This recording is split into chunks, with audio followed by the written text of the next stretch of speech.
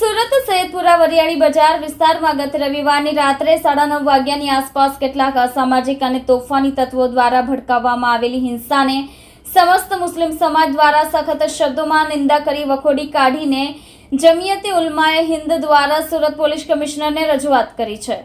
જ્યારે પણ અસામાજિક અને તોફાની તત્વો દ્વારા ગેરકાયદેસરના કૃત્યો આચરી કોમી તોફાનો અને હુલ્લડો કરવામાં આવે છે તેવા સંજોગોમાં પોલીસ દ્વારા કોમી વૈમનસ્ય ફેલાવનાર અને ઉશ્કેરણી કરનાર તથા તોફાની આતંક મચાવનાર ઇસમો વિરુદ્ધ કોઈપણ જાતનો ધાર્મિક ભેદભાવ રાખ્યા વિના ગુનો દાખલ કરી કાયદેસરની કાર્યવાહી પ્રક્રિયા હાથ ધરવામાં આવે છે।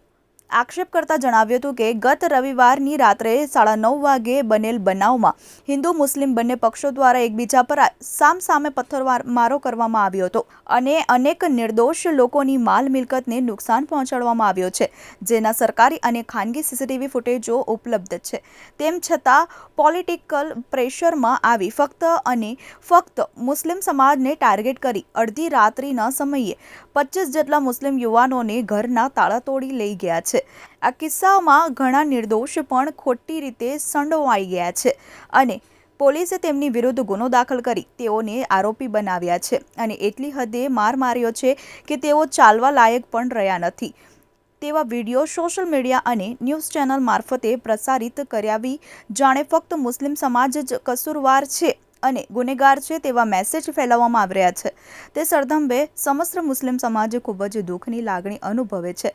તેમજ સીસીટીવી ફૂટેજ તપાસ્યા વિના અને પુરાવો વિના 25 જેટલા મુસ્લિમ યુવાનોને ઘરના તાળા તોડી આરોપી બનાવી દેવાયા છે। વધુમાં તેમણે જણાવ્યું હતું કે આ બનાવ સામેલ દરેક અસામાજિક અને તોફાની તત્વો વિરુદ્ધ કોઈપણ જાતના ધાર્મિક ભેદભાવ વિના નિષ્પક્ષ રહી પોલીસ ધર્મ નિભાવી સીસીટીવી ફૂટેજના આધારે યોગ્ય તપાસ કરી કાયદેસરની કાર્યવાહી અને એકતરફી કાર્યવાહી કર્યા વિના કાયદા અનુસાર ગુનેગારોને વહેલી તકે સજા થાય અને નિર્દોષોને થયેલ નુકસાન ભરપાઈ કરી ન્યાય મળે તેવી માંગણી કરી હતી। કેમેરામેન હકીમ શેખ સાથે વસીમ હાસમીનો રિपोर्ट आजाद न्यूज़ सूरत।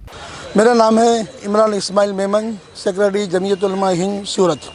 घटना रविवार को 9:30 बजे छोटा सा बनाव, बच्चों का आपस में झगड़ा हुआ, उसमें लोग ने आपस में पत्थर मारा तो पत्थर गणपति को पिंडालों को लगा, उसमें उसने बच्चे को रिश्ता में बिठा दिया और पूरा प्री प्लानिंग के तौर पर उस घटना को बड़ा किया गया।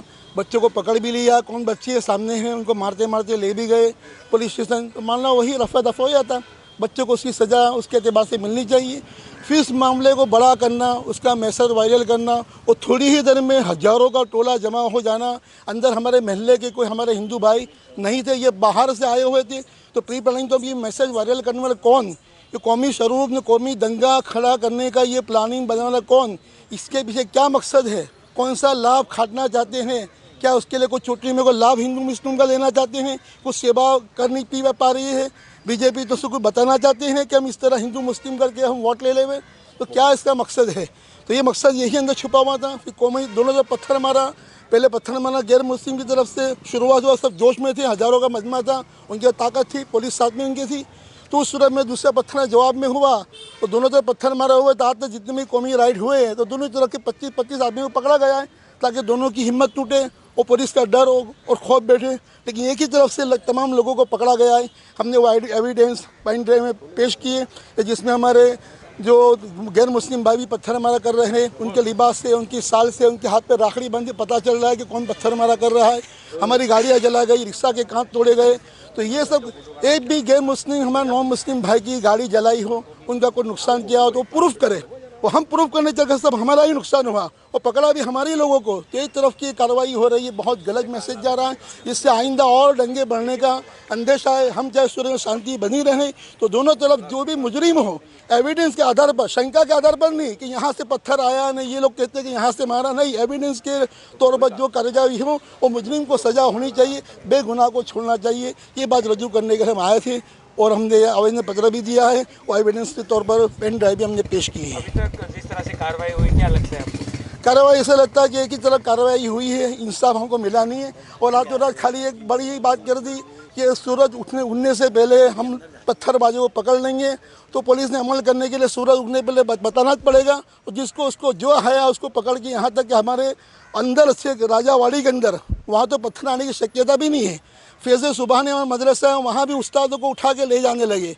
तो बताया तो मौलाना है तो कुछ करते इनको छोड़ दो। ये दाढ़ी वाले बुजुर्ग हकीम साहब हैं और उनकी 65 साल की उम्र है, उसको ही पकड़ के ले जाने लगे कि साहिब बार बुलाते हैं तुम आओ, तो उसको ही बताइए बुजुर्ग इनको छोड़ दो। मैंने कहा क्या मेरा जुर्म किया है, तब उनको छोड़ा है। तो अंधे नाके भी पकड़ रहे थे, पता चला पकड़ने अंधाधुनी बिल्कुल आंख बंद के जिसको आया उसको दरवाजा तोड़ कर पकड़ा है। न पुलिस का लिबास है न प्लेट लगी हुई है। प्लेट हमको इस तरह की पुलिस भी है कि नहीं, कि और कोई किसी तंजीम के आदमी है।